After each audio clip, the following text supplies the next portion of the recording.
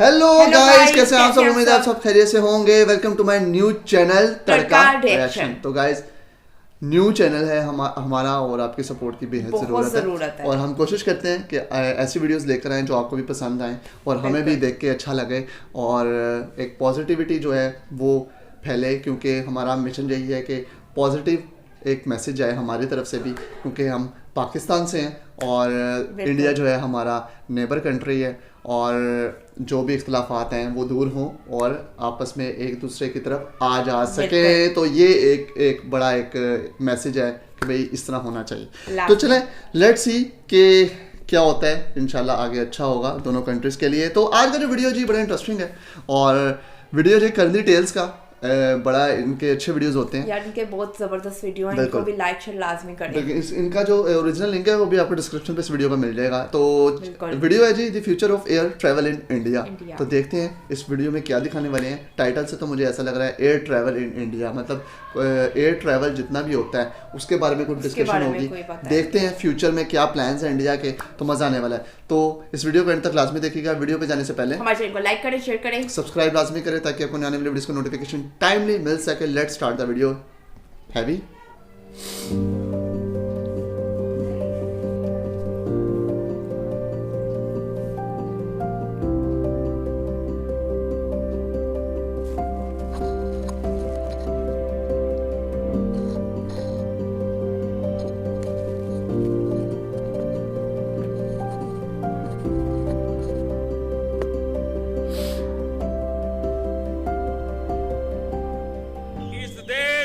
सुविधाएं अमीरों को प्राप्त हैं वो मेरे देश के गरीब को भी मिलनी चाहिए।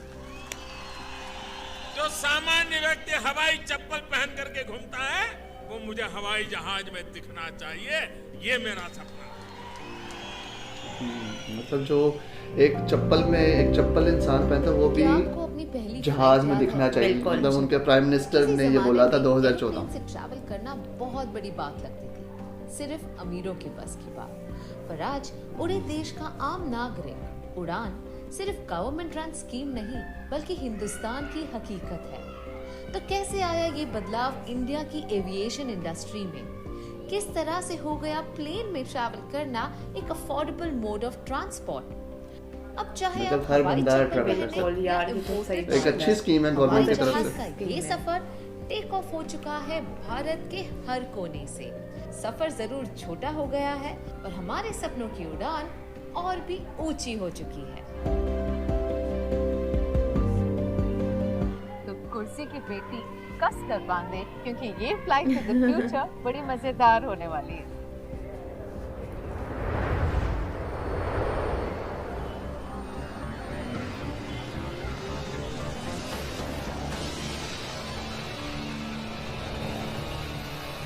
India in motion, fly to the future. Aviation sector में इंडिया हमेशा से ही उभरता सितारा रहा है। We are one of the fastest growing aviation markets in the world. Independence से लेकर 2014 तक हमारे देश में थे 74 एयरपोर्ट्स, पर पिछले 10 सालों में 83 और नए एयरपोर्ट्स बने हैं, जिससे आज भारत में टोटल 157 एयरपोर्ट्स हो चुके हैं। साथ ही एयर पैसेंजर्स की संख्या 7.6 करोड़ से बढ़कर अब हो गई है 15.2 करोड़। हर कोई करता है। पिछले 10 सालों में हमारी प्लेन्स की संख्या 400 से बढ़कर अब 757 हो चुकी है। एयर इंडिया और इंडिगो ने 1720 और एयरक्राफ्ट्स का ऑर्डर भी दिया है। और ये सब मुमकिन हुआ प्राइम मिनिस्टर के विजन और उड़ान स्कीम से, मतलब उड़े देश का आम नागरिक। ये है तो उनकी वजह से सब कुछ हुआ है। पीएम मोदी का विजन था कि अगर ट्रेन देश के हर कोने में जा सकती हैं, तो प्लेन्स क्यों नहीं? और इसीलिए उन्होंने सबसे दूर दराज की सिटीज और टाउन्स को एयर कनेक्टिविटी की सुविधा दी, जिससे वो कई सालों से वंचित रहे हैं। जो सामान्य व्यक्ति हवाई चप्पल पहन करके घूमता है वो मुझे हवाई जहाज में दिखना चाहिए। ये मेरा सपना है। उड़ान स्कीम के तहत कुछ सेक्टर्स की फ्लाइट टिकट्स की प्राइस को स्टैंडर्डाइज किया गया है। कई एयरपोर्ट्स जो सेवा में नहीं थे उन्हें स्टार्ट किया गया। 545 न्यू एयर रूट्स क्रिएट किए गए और 84 न्यू डेस्टिनेशंस ऐड हुए through airports, heliports and aerodromes. एक अच्छा विजन है, मतलब कि हर उस बंदे को जो है वो ट्रैवल करना चाहिए ट्रेन में, जो नहीं कर सकता, अफोर्ड नहीं कर सकता। नगर के डोनी पोलो एयरपोर्ट पर, जो अरुणाचल प्रदेश का सबसे पहला ग्रीनफील्ड एयरपोर्ट है। नॉर्थ ईस्ट के सबसे बड़े स्टेट में 2022 तक कोई एयरपोर्ट ही नहीं था। यहाँ तक पहुँचने या यहाँ से निकलने के लिए the closest airport was the Guwahati airport, जो यहाँ से 6 से 7 घंटों की दूरी पर है। मतलब फ्लाइट लेने के लिए घर से 9 घंटे पहले निकलना पड़ता था, पर अब नहीं।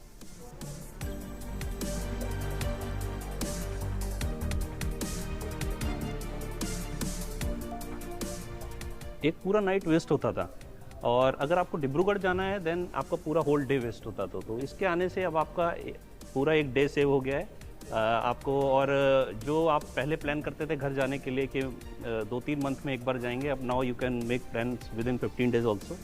सो things have become very convenient. फासलों को कम कर दिया, तेजी से बढ़ता एविएशन सेक्टर भारत की ओवरऑल ग्रोथ और एम्प्लॉयमेंट जनरेशन को भी गति दे रही है। जो औरतें पहले घर बैठती थी, अब उन्हें मिला अवसर अपने पैरों पर खड़ा होने का।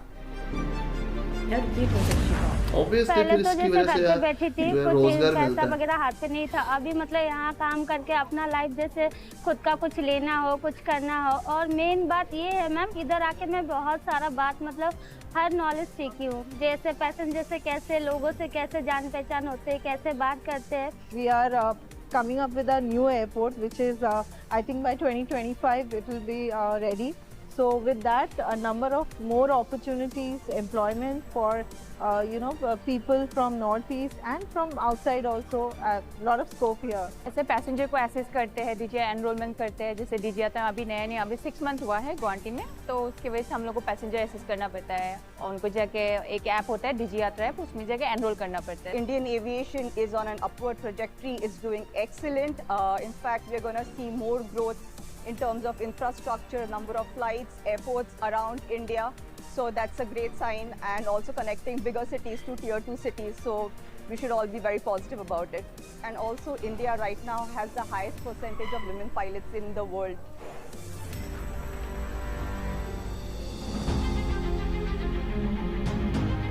जहां 2014 तक नॉर्थ ईस्ट में सिर्फ 9 ऑपरेशनल एयरपोर्ट्स थे और हफ्ते में 900 से कम फ्लाइट्स चलती थी, वही 10 सालों में 19 एयरपोर्ट्स इंक्लूडिंग 2 हेलीपोर्ट्स ऑपरेशनलाइज हो चुके हैं और अब 1900 से ज्यादा फ्लाइट्स का आना जाना है। 1900 से ज्यादा एक बहुत बड़ी अचीवमेंट है ये, इस तरह का विजन इम्प्लीमेंट हो गया और तो क्यों ना किसानों के लिए आसान, फास्ट और अफोर्डेबल मोड ऑफ ट्रांसपोर्ट हो।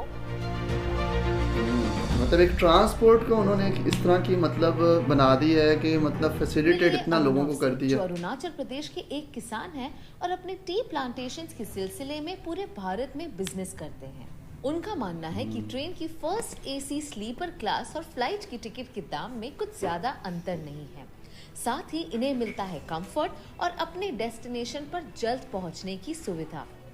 पहले तो आपका 3-4 दिन लगता था, अभी 3-4 दिन राजधानी एक्सप्रेस ट्रेन में जाना पड़ता था। असम से बहुत प्रॉब्लम था, लेकिन अभी फ्लाइट हो जाने के बाद काफ़ी आसान हो गया और आपका वही बहुत ही कम समय में हम लोग एक जगह से दूसरी जगह जा सकते हैं और बिजनेस के पर्पज़ के लिए आपका बिजनेस बढ़ा सकते हैं हम लोग। वाजिब है, इससे न सिर्फ यहाँ के रहने वालों को सहूलियत और नौकरी मिली, बल्कि नॉर्थ ईस्ट में टूरिस्ट के लिए आना भी बहुत आरामदायक हो गया।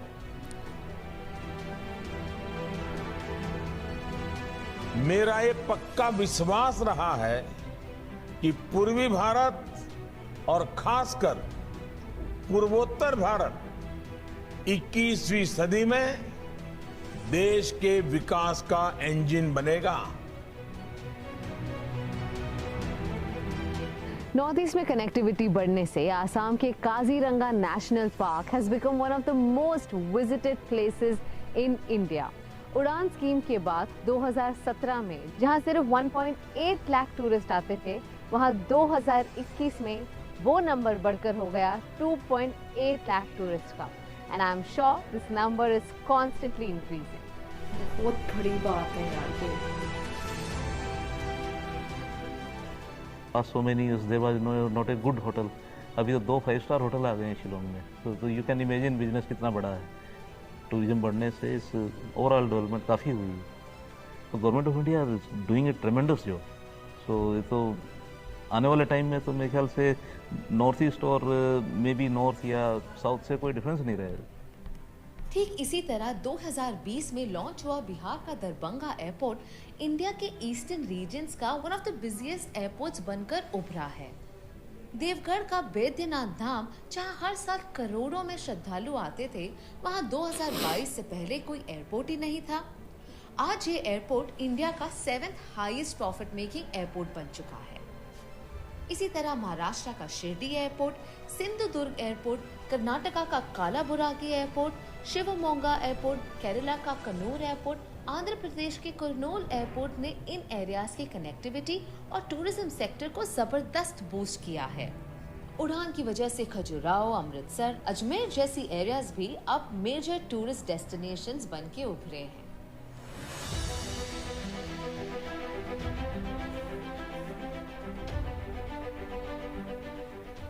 अयोध्या देश के 7 पवित्र स्थानों में से एक है और नए राम मंदिर बनने से ये एक इम्पोर्टेंट रिलीजियस टूरिज्म स्पॉट तो है ही, बल्कि एक सिग्निफिकेंट इकोनॉमिक कॉरिडोर भी। कुछ महीनों पहले तक अयोध्या पहुंचने के लिए आपको लखनऊ तक फ्लाइट और उसके बाद 3 घंटे का सफर तय करना पड़ता था, या एक लंबी सी ट्रेन जर्नी। पर अब नहीं, आप अब अयोध्या कुछ ही घंटों में पहुंच सकते हैं, देश या विदेश के हर कोने से। ये है महर्षि वाल्मीकि इंटरनेशनल एयरपोर्ट इन अयोध्या।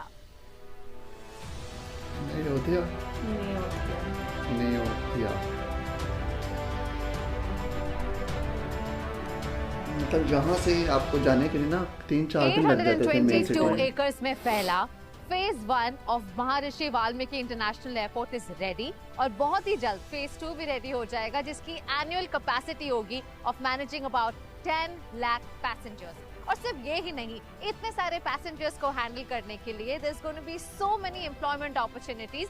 अयोध्या के लोकल्स को यहाँ पर जॉब्स मिलेगी, रिस्पेक्टेबल जॉब्स मिलेगी और उनके ट्रैवलिंग के लिए कंफर्ट।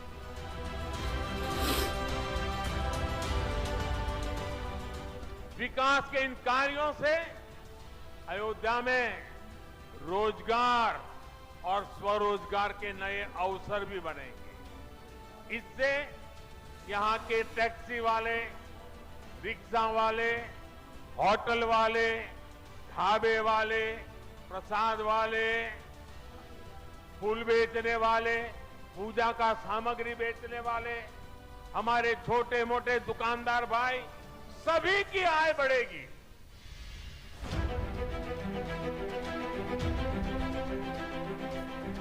कम से कम 20,000 लोगों को वर्क मिलेगा, जिनको अब अपनी सिटी छोड़ के जाके बाहर जॉब करने की जरूरत नहीं है। यहाँ के लोगों के जीवन का स्तर जो निम्न था वो कहीं ना कहीं उच्च की तरफ जा रहा है, क्योंकि बहुत ज्यादा इनकम बढ़ रही है लोग, और डेफिनेटली इनकम बढ़ेगी तो लाइफ स्टाइल तो चेंज होगी, तो वो कहीं ना कहीं बहुत प्लस पॉइंट है। और टूरिस्ट के आने से इनकम तो डबल होती ही होती है।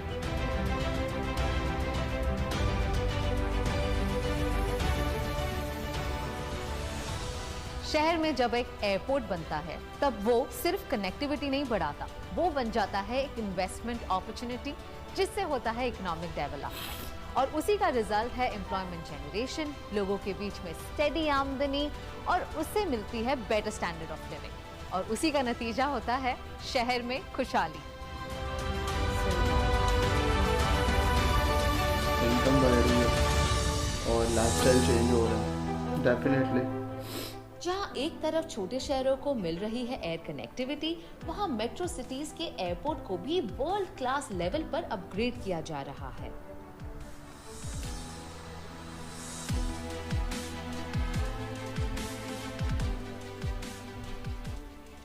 कस्टमर सर्विस को इम्प्रूव और हैसल फ्री बनाने के लिए मिनिस्ट्री ऑफ सिविल एविएशन ने लॉन्च किया डिजी यात्रा ऐप। अब हम इससे कॉन्टैक्टलेस, पेपरलेस और रिस्क फ्री होकर जल्द ही एयरपोर्ट एंटर कर सकते हैं।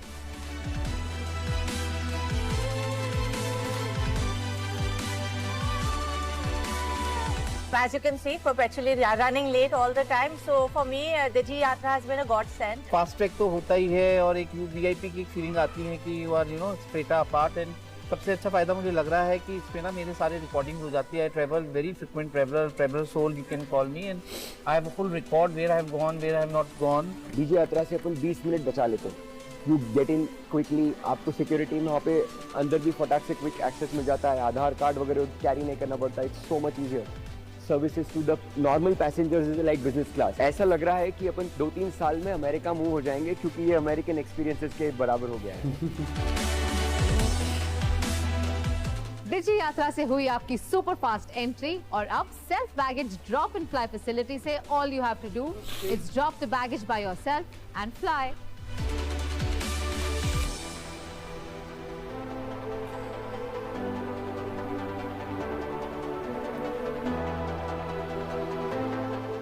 ये हुआ ना आत्मनिर्भर भारत। बोर्डिंग एक्सपीरियंस फास्ट और अच्छा करने से सिक्योरिटी में भी कोई कमी नहीं हुई है। एडिशनल एक्सरे मशीन्स इंस्टॉल हुए हैं और इंटरनेशनल सिविल एविएशन ऑर्गेनाइजेशन ने हमारी फ्लाइट सेफ्टी की रैंकिंग 102 से 55 कर दी है। ये इंडिया की हाईएस्ट एवर रैंकिंग रही है।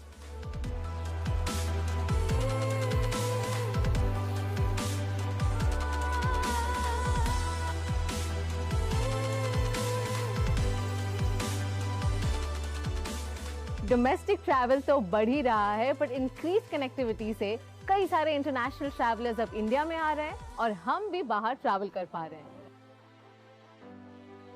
We're sitting here in this beautiful lounge and there's wonderful shopping and there's delicious food. I didn't expect there to be such amazing food and great. Country of 1.4 billion people and what is it, like 400 million people live in cities, and the fact that there is organizations still and people are able to live and have their lives, and no one seems to be going hungry or anything like that. Those things are really impressive, and there are things I think that we can learn in the United States as well. I came here after so many years. I came back and I feel it's like it has developed, and I love India. And I love all this airport, these lounges. Wow, they're amazing. Well, in fast pace travellers को cater करने के लिए हमारी government को भी fast paced होना पड़ेगा और इसीलिए मोदी सरकार ने फ्यूचर टारगेट्स भी सेट कर लिए हैं फॉर द ईयर 2030। और एयर कनेक्टिविटी हमारे यहाँ बहुत बड़ा चैलेंज थी। इस वजह से भारत अपने पोटेंशियल को परफॉर्मेंस में नहीं बदल पा रहा, इसलिए हमने कनेक्टिविटी इंफ्रास्ट्रक्चर में इन्वेस्टमेंट को अपनी प्राथमिकता बनाया। आज भारत दुनिया के सबसे वेल कनेक्टेड मार्केट में से एक बन रहा है। देश में आज नए एयरपोर्ट्स का निर्माण, एग्जिस्टिंग एयरपोर्ट्स को एक्सपैंड और मेन एयरपोर्ट पर लोड कम करते हुए शहर के आउटस्कर्ट्स में ग्रीन फील्ड एयरपोर्ट्स बनाए जा रहे हैं। जैसे जेवर में बन रहा है नोएडा इंटरनेशनल एयरपोर्ट, जिससे उम्मीद है कि इंदिरा गांधी इंटरनेशनल एयरपोर्ट पर लोड कम हो सके। नवी मुंबई इंटरनेशनल एयरपोर्ट होगा इंडिया का सबसे बड़ा एयरपोर्ट जो छत्रपति शिवाजी एयरपोर्ट को डीकंजेस्ट करने में मदद करेगा। इसके अलावा आने वाले सालों में 10 ऐसे और एयरपोर्ट्स लॉन्च होने वाले हैं। हाल ही में प्राइम मिनिस्टर नरेंद्र मोदी ने 15 नए एयरपोर्ट प्रोजेक्ट्स लॉन्च किए हैं, जिनका कॉस्ट होगा 9,800 करोड़ रुपए, जो 61.5 मिलियन पैसेंजर्स को हर साल सर्व करने की क्षमता रखेगा। कनेक्टिविटी और कंफर्ट के साथ एस्थेटिक्स और हमारे कल्चर का खास ध्यान दिया गया है।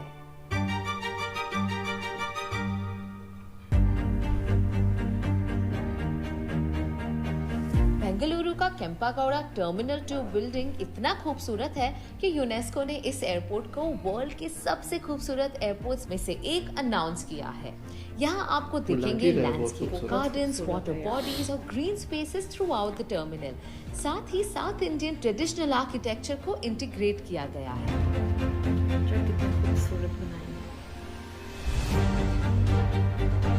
उसी तरह डाबोलिम एयरपोर्ट के बाद अब गोवा में है मोपा एयरपोर्ट, जिसे बेस्ट सस्टेनेबल ग्रीनफील्ड एयरपोर्ट का अवार्ड मिला है।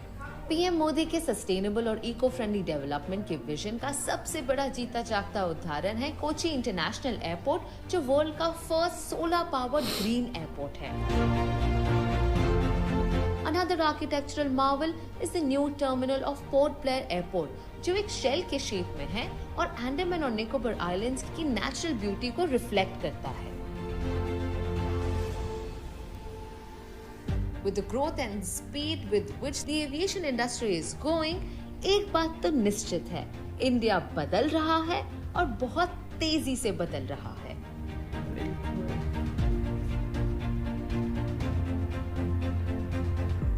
पिछले 10 सालों में सिर्फ इंडिया की एविएशन इंडस्ट्री ने उड़ान नहीं, बल्कि भारत के हर छोटे गांव, शहर और कस्बों के रहने वाले लोगों के सपनों ने ली है।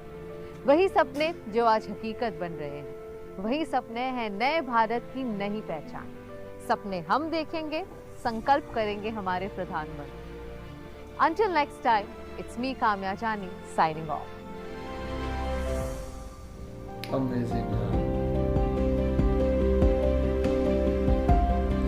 अमेजिंग वीडियो यार, मैं कहता हूँ बहुत कमाल का वीडियो बनाया, और वीडियो तो कमाल का था ही, उससे बढ़कर ये प्रोजेक्ट एक ऐसा विजन कि जिसमें एक नॉर्मल सिटीजन जो है वो ट्रैवल जो नहीं कर सकते प्लेन में, एयरलाइन में, वो भी करेंगे। और ये कहना है जी प्राइम मिनिस्टर का, उनका विजन था और उन्होंने ये किया और वो करके दिखाया, और वो ये जो है बात जो है यार मुझे ऐसा लगता है कि वहाँ के जो प्राइम मिनिस्टर है ना, उनका ये सबसे बड़ा हाथ उनका ही है। ऑब्वियसली वो जाहिर सी बात है, अप्रूवल वगैरह और सारा प्रोजेक्ट्स तो उन्होंने करने हैं ना, क्योंकि वहाँ पे जो जितना कुछ हुआ है ना, वो उन्हीं की मेहनत है यार। तो बड़ा एक अच्छा ये विजन था उनका, और जो कि वहाँ के लोगों के लिए, जो लोग जो है 3 से 4 दिन लोगों को लगते हैं वहाँ से ट्रैवलिंग करते हुए, और वहाँ के जो किसान है स्पेशली, और वो 3 से 4 दिन जिनको लगते हैं अपने बिजनेस को लेके कहीं जाते हैं कहीं भी, और वो अब जो है वो कुछ घंटों में ट्रैवल कर लेते हैं। तो ये ऑब्वियसली एक टाइम सेफ है, और दूसरा ये कि ऐसे प्रोजेक्ट्स के लगने से आमदनी और इनकम बढ़ती है लोगों का लाइफस्टाइल चेंज होता है, वहाँ के लोगों का जो रोज़गार है वो बढ़ता है, और वो टूरिज्म जो है उसकी वजह से ज़्यादा हुआ। टूरिज्म की बात की जाए तो वो इस वीडियो में बार बार बताया गया है, टूरिस्ट जो है वो बहुत ज़्यादा आने लगे हैं, और उसकी वजह से उन्हीं की वजह से फिर जितने वहाँ के जो शॉप्स हैं, वहाँ के काम करने वाले हैं, वो उन सबकी इनकम में भी जो है वो इंक्रीज हुई है, उनकी इनकम भी।